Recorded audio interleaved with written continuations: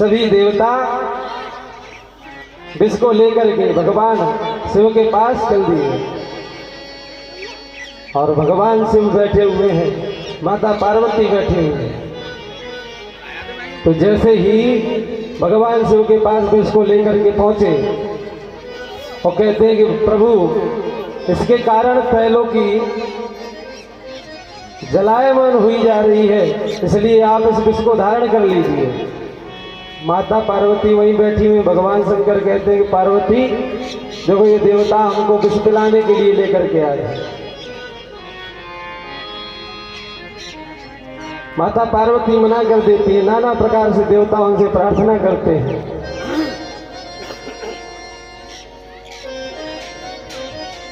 भगवान ने शंकर भगवान मन में विचार करते हैं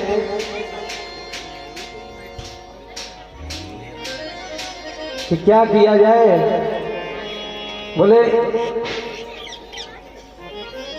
चलो अब इस संसार की भलाई के लिए इस विष को हम पान किए ही लेते हैं। भगवान राम का उन्होंने ध्यान किया और राक्षर को उन्होंने अपने गले में स्थापित करके विष को धारण किया और धारण करके मां अक्षर को फिर से ऊपर से स्थापित कर दिया। विष के कारण भगवान का कंठ नीला पड़ गया, इसलिए भगवान का एक नाम नीलकंठ भी पड़ गया। बोलिए नीलकंठ भगवान की जय। देवता इत्यादि वापस आए और आकर के पुनः समुद्र मंथन करने लगे। सबसे पहले उच्चैश्रवा नाम का घोड़ा निकला जो कि बलि को दे दिया, और ऐरावत नाम का हाथी जो है वह इंद्र को दे दिया। कौस्तुभ मणि निकली जो कि भगवान विष्णु को समर्पित कर दी। कल्प वृक्ष निकला जिसको स्वर्ग भेजा, और फिर अप्सराएं निकली जिनको स्वर्ग भेज दिया। दैत्यगण जो है मन में बड़े ही प्रसन्न हो रहे हैं। बोले क्यों? बोले कल्प वृक्ष भी स्वर्ग भेज दिया, अप्सराएं भी स्वर्ग भेज दी, और जो घोड़ा है वह बलि को दे दिया, इसलिए प्रसन्न हो रहे हैं। बोले स्वर्ग में राज्य किसका है? बोले दैत्यों का। भाई देवताओं पर चढ़ाई करके स्वर्ग का राज्य दैत्यों ने छीन लिया था। तो देवतागण बड़े खुश हो रहे, मन में प्रसन्न हो रहे। बोले जितनी अच्छी अच्छी चीजें हैं सब हमारे स्वर्ग में भेजी जा रही हैं। और इसके बाद मां लक्ष्मी का प्रादुर्भाव हुआ। दैत्यगण कहते हैं कि इनका वर्ण तो हम करेंगे, देवता कहते हैं इनका तो वर्ण हम करेंगे। भगवान विष्णु कहते हैं कि नहीं नहीं ऐसा कुछ नहीं होगा, इनके हाथ में एक वरमाला दे दो और सभी एक लाइन से बैठ जाओ। यह जिसके गले में चाहे उसके गले में वरमाला डाल करके वर्ण कर सकती हैं। सभी देवता एक लाइन लगा करके बैठ गए, दैत्य लाइन लगा करके बैठ गए। मैया चलती हुई आई और आखिरी में जाकर के भगवान विष्णु के गले में इन्होंने वह माला डाल दी। बोलिए लक्ष्मी नारायण भगवान की। सभी लोग परेशान रहते हैं लक्ष्मी के कारण, और लक्ष्मी नारायण भगवान की जय नहीं बोल रहे ढंग से। बोलो लक्ष्मी नारायण भगवान की।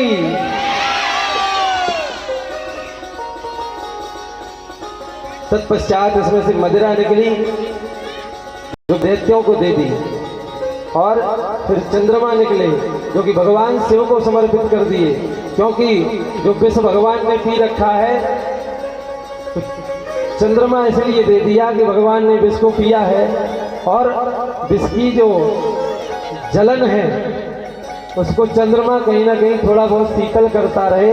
भगवान शिव ने इसे अपने मस्तक पर धारण कर लिया। तुलसीदास जी भी कहते हैं यथा वक्रो अपि चंद्र सर्वत्र वंदते। भगवान शिव के मस्तक पर यद्यपि चंद्रमा वक्र है, टेढ़ा है, लेकिन फिर भी भगवान शिव के मस्तक पर विराजमान होने के कारण वह भी पूजनीय हो गए। और इसके बाद वारुणी निकली जो कि दैत्यों को दे दी, और कामधेनु गाय निकली जो कि ऋषियों को समर्पित कर दी। फिर भगवान धन्वंतरी का प्रादुर्भाव हुआ। भगवान धन्वंतरी जैसे ही अमृत कलश हाथ में लेकर के प्रकट हुए तो दैत्यों ने तुरंत ही दौड़ लगा दी, दौड़ लगाई और उस अमृत कलश को भगवान धन्वंतरी के हाथों से छीन करके और लेकर के भागे चले गए। देवताओं ने भगवान से कहा, हो गया मंथन? जिस चीज के लिए हम मंथन कर रहे थे, जिसके लिए हमने इतनी मेहनत की, अंत क्या निकला? बोला लेकर के देवता भाग गए। ले अब क्या होना चाहिए? भगवान कहते हैं कि बिल्कुल चिंता मत करो। भगवान वहां से गए, लक्ष्मी जी को वैकुंठ में बिठाया और वहां से भगवान निकले और बड़ा ही सुंदर मोहिनी रूप धारण किया। बोलिए मोहिनी भगवान की जय।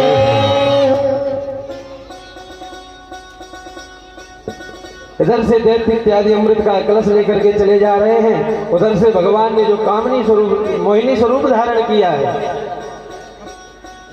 उस मोहिनी स्वरूप में भगवान बड़ा ही सुंदर एक हाथ में गेंद लिए हुए हैं। और भगवान का स्वरूप कैसा है? बोले होठों पे लाली लगी हुई है, आंखों में काजल लगा हुआ है, माथे पे बिंदी लगी हुई है, कानों में कुंडल धारण किए हुए हैं और बड़ी ही सुंदर एक रेशमी साड़ी पहने हुए हैं। और उधर से एक हाथ से गेंद को फेंकते हैं ऐसे और दूसरे हाथ में लेते हैं, दूसरे से फेंकते हैं ऐसे, इस हाथ में ले लेते हैं। और जब यह दृश्य दैत्यों ने देखा, दैत्य एकदम से मोहित हो गए और दैत्य ऐसे मोहित हुए कि उनको यह भान भी नहीं रहा कि हम किस कारण से भागे चले जा रहे हैं। उनकी गति रुक गई और दैत्य कहते हैं, अहो रूप महो धाम, अहो यस्याम नवम द्वयः, इति ते तां विद्रुत्या जातिरेक्षया। दैत्य कहते हैं, अरे देवी आप कौन हैं? इतनी सुंदर देवी हमने तो कभी नहीं देखी। आपको देख करके हम सभी मोहित हुए जा रहे हैं। मोहिनी भगवान कहते हैं, कथम कश्यपादाय पुश्चल्यां मयि संगीता।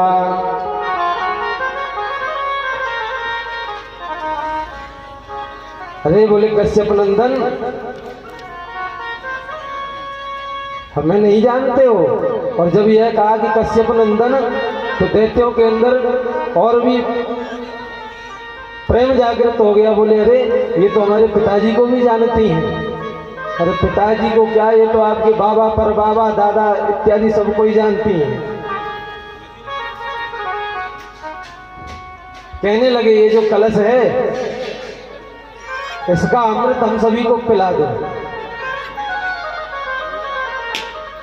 तो भगवान कहते हैं कि पंडित और विद्वान पुरुषों को कभी भी चंचला स्त्रियों पर भरोसा नहीं करना चाहिए। आप लोग हमें जानते भी नहीं हो और फिर भी हमसे कह रहे हो कि अमृत कलश लेकर के और हमें पान करा दो। बोले आपको ऐसा कदा भी नहीं करना चाहिए। लेकिन पिताजी का नाम लिया तो श्रद्धा प्रकट हो गई थी। तो पूरी बात विस्तार से पूछने लगे। भगवान बोले बताओ ये कैसे आया? बोले हमने और देवताओं ने समुद्र का मंथन किया और मंथन से यह अमृत कलश प्रकट हुआ। तो बोले तो देवताओं के साथ नाइंसाफी हो जाएगी कि मैं आप अकेले को यह पिला दूं और देवताओं को न पिलाऊं। बोले मेरे हाथों से अगर अमृत पीना ही है तो फिर देवताओं को भी बुलाओ और दोनों लोग लाइन लगा करके पीठ से पीठ जोड़ करके बैठ जाओ, तो मैं अमृत पिलाऊंगी, अन्यथा मैं अमृत नहीं पिलाऊंगी। देवताओं को बुलाया गया, देवता लोग आकर के पीठ से पीठ जोड़ करके बैठ गए। भगवान ने दैत्यों के कान में कहा कि सुनो, ये जो ऊपर ऊपर का अमृत है ना, पतला पतला, ये मैं देवताओं को पिलाए देती हूँ, उसके बाद नीचे का जो गाढ़ा गाढ़ा अमृत है वह आप सभी को पिलाऊंगी। दैत्य तैयार हो गए। मोहिनी भगवान ने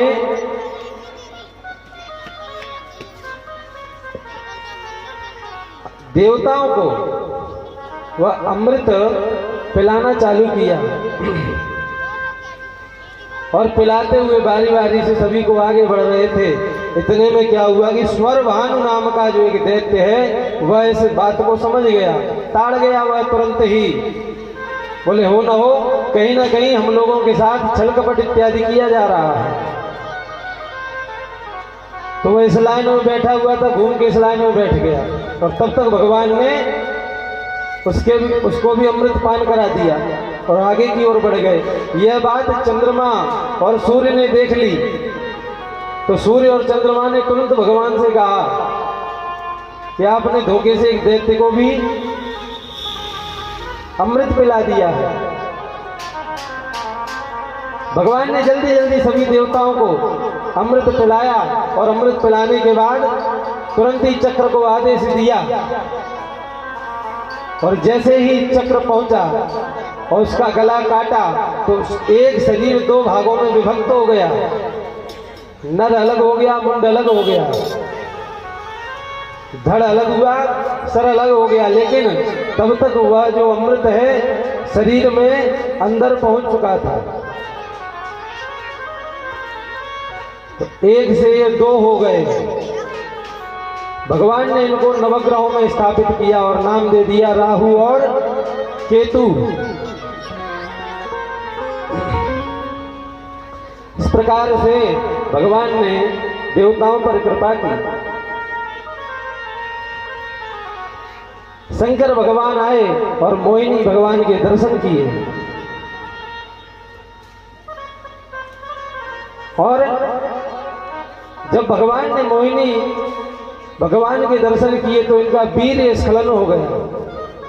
वीर स्खलन के कारण जब यह वीर पृथ्वी पर आकर के गिरा तो जहां जहां यह वीर गिरा वहां सोना, चांदी, लोहा इत्यादि की खदानें हो गई। बोलिए शंकर भगवान की, बोलिए मोहिनी भगवान की जय। इसके बाद देवताओं ने दैत्यों से कहा कि अब हो जाए युद्ध, क्योंकि अब तो अमृत पान कर चुके हैं, अब तो कोई डर भय ही नहीं कि मर जाएंगे। तो बोले अब हो जाने दो युद्ध। और बड़ा भारी देवासुर संग्राम हुआ। महाराज बलि अपने रथ पर बैठ करके देवताओं से युद्ध कर रहे हैं। कई 1000 वर्षों तक यह युद्ध चला और उसके बाद देवताओं ने बलि को मार दिया। और जैसे ही बलि मरे तो कुछ दैत्यों ने बलि को उठाया और अस्ताचल की यात्रा की। अस्ताचल की यात्रा करके शुक्राचार्य जी के पास जो दैत्यों के गुरु हैं, शुक्राचार्य जी के पास जा पहुंचे। शुक्राचार्य जी को सारा वृत्तांत कह करके सुनाया। शुक्राचार्य जी महाराज ने मृत संजीवनी विद्या के द्वारा बलि को पुनः जीवित किया। पश्चात में बलि महाराज ने 99 अश्वमेघ यज्ञ किए और जैसे ही 100वां अश्वमेघ यज्ञ पूर्ण करने जा रहे हैं तो उन्होंने यज्ञ पशु को छोड़ा। यज्ञ पशु को छोड़ा, देवता गड़बड़ाने लगे तो माता अदिति के पास जा पहुंचे। बोले यदि बलि का यह 100वां यज्ञ पूरा हो गया तो निश्चित सी बात है कि इंद्र पद मिल जाएगा।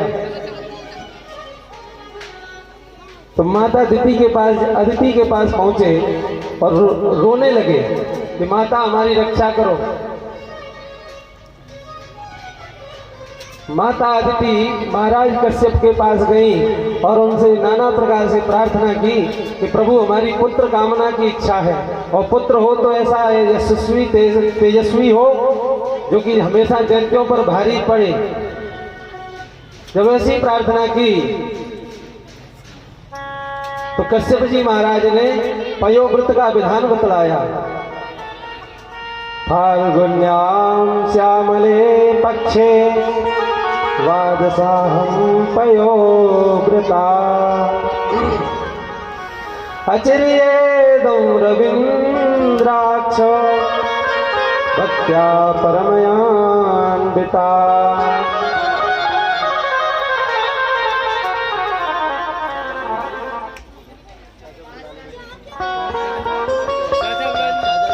राधे राधे, श्री राधे राधे राधे।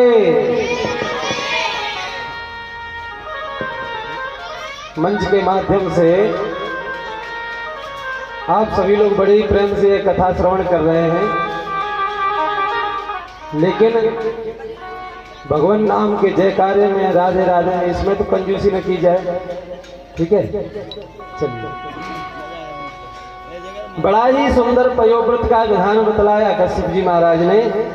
कश्यप भगवान महाराज जी कहते हैं कि फाल्गुन मास के शुक्ल पक्ष में प्रतिपदा से द्वादशी तक केवल दूध पीकर स्त्री भगवान नाम का भजन करे, संकीर्तन करे, और अमावस्या के दिन सूअर की खोदी हुई मिट्टी से लेप करे, अपने शरीर पर लेप करे और बढ़िया स्नान करे, भगवान का भजन करे। तत्पश्चात भगवान की दया से उसे बहुत ही तेजस्वी यशस्वी पुत्र की प्राप्ति होती है। सारा विधान बतलाया। माता अदिति ने उस व्रत को किया और पयोव्रत के प्रभाव के कारण आज माता अदिति के गर्भ में स्वयं भगवान आए। आज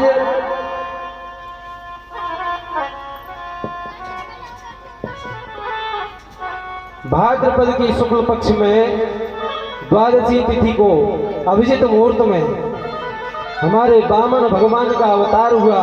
बोलिए वामन भगवान की जय। जय जय श्री राधे। वामन भगवान का अवतार हुआ।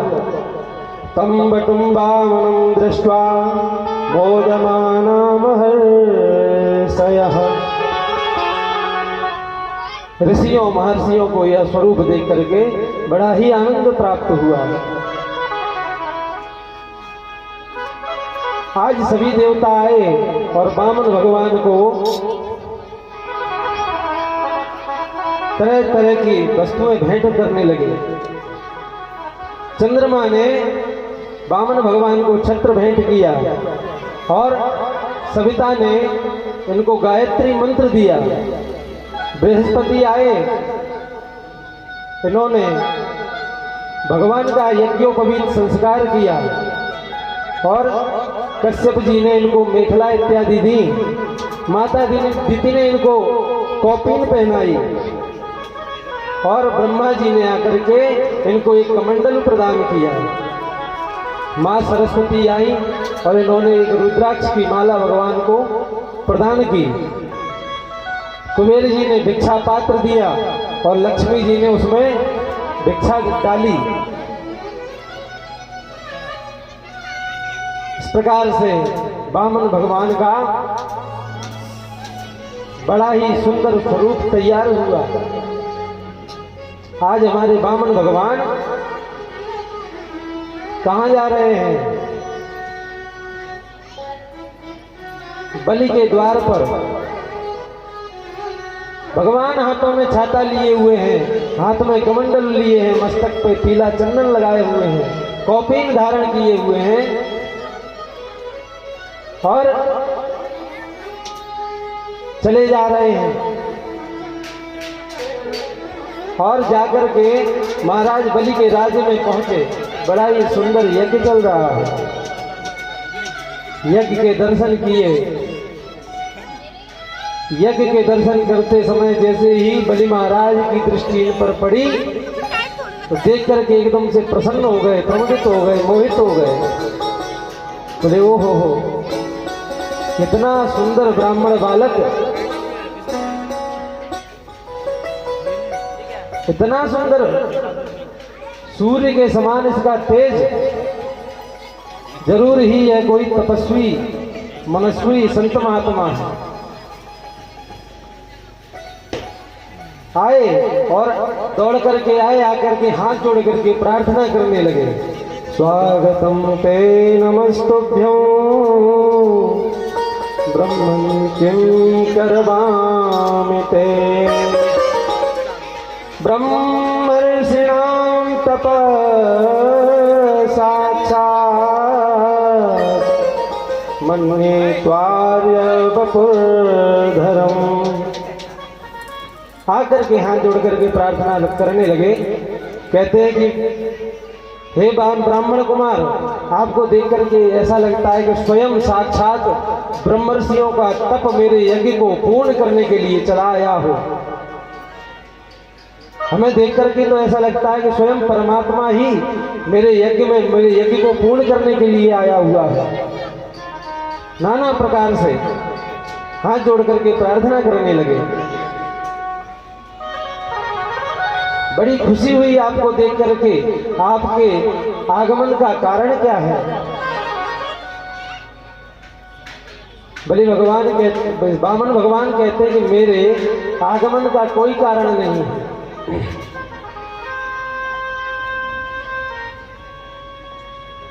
बलि महाराज कहते हैं कि जरासी अवस्था में आपने यह संत का वेश धारण क्यों कर लिया? अभी तो आप बालक थे, खेलने खाने के दिन थे, खेलते खाते। और जैसा कि शास्त्रों में कहा गया है कि चौथे पन जाइए वन कानन, बोले चौथे पन में कहीं आप वन के लिए आते? अभी से क्या जरूरत पड़ गई थी आपको? भगवान कहते हैं कि चौथे पन में भी कहीं भगवान का भजन होता है?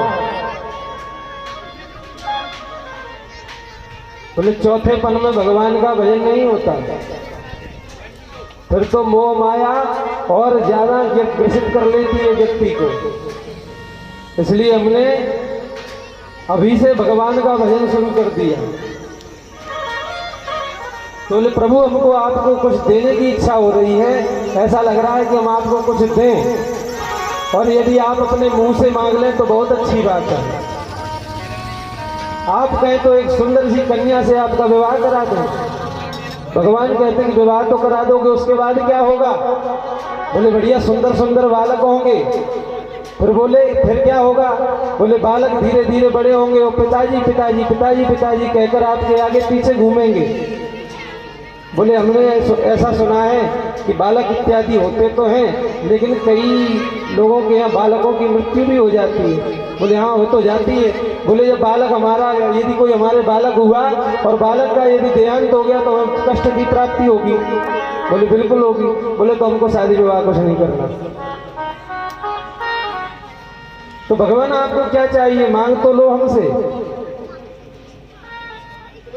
भगवान कहते हैं हमें कुछ नहीं चाहिए। हमें अगर देना ही चाहते हो तो केवल 3 पग पृथ्वी दे दो, जिस पर बैठ करके मैं भगवान का भजन कर सकूं।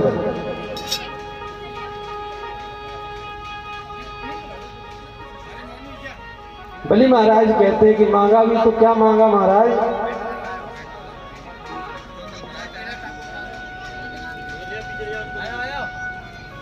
है? आपको तो मांगना भी नहीं आता है। मेरा इतना बड़ा राज्य और आप केवल 3 पग पृथ्वी मांग रहे हो।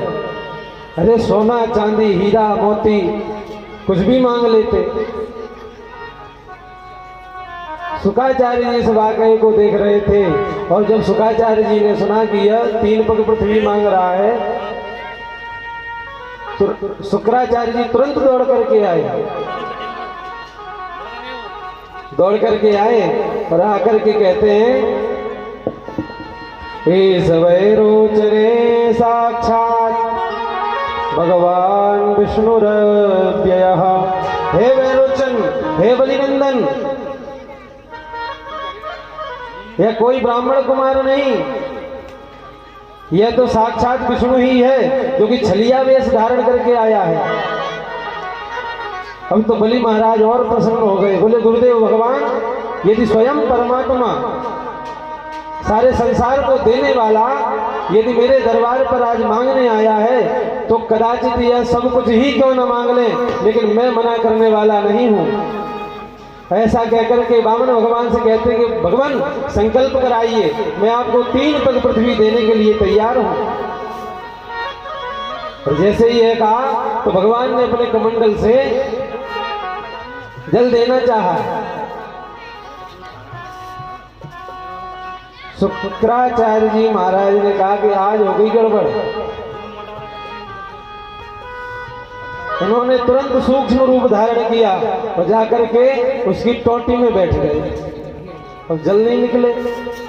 भगवान ने 2-3 बार ऐसे किया, जल नहीं निकला। भगवान ने कहा क्या गड़बड़ है, देखा उसमें, अरे साहब आप बैठे हुए। भगवान ने वही एक लकड़ी पड़ी हुई थी उसको उठा करके उसकी टोटी में डाला। जैसे ही डाला तो शुक्राचार्य जी की आंखों में लगा और एक तरफ का बाजार बंद हो गए। शुक्राचार्य जी टोटी में से निकले और भागे, दौड़ लगा दी, बोले कोऊ ले, हम अपनी आंखें काहे को फोड़वाएं। ऐसा कहकर के वो वहां से चले गए और भगवान ने सुंदर जल महाराज बलि के हाथों में दिया और कहा कि कहो विष्णु विष्णु विष्णु। और जैसे ही 3 बार विष्णु विष्णु कहलवाया, कहा कि त्रिपग पृथ्वीं तुभ्यम अहम संप्रददे। और इस प्रकार महाराज बलि ने बड़े ही सुंदर तरीके से भगवान को 3 पग पृथ्वी देने का संकल्प दे दिया।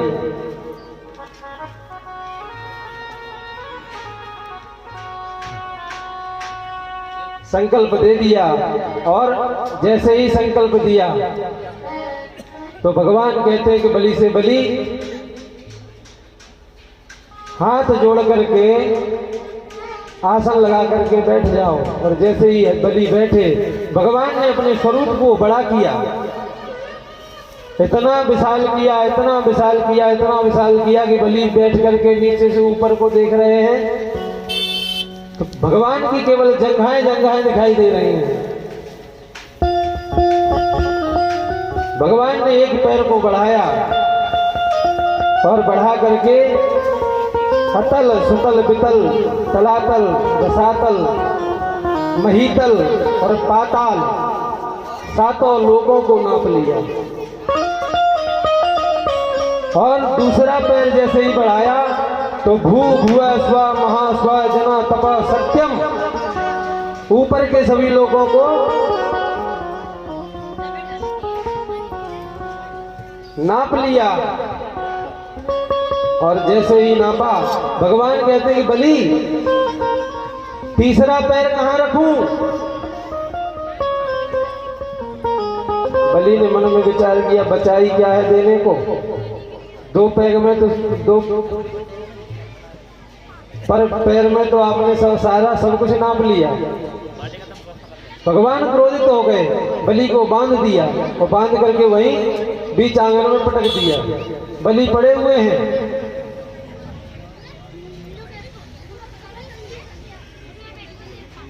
और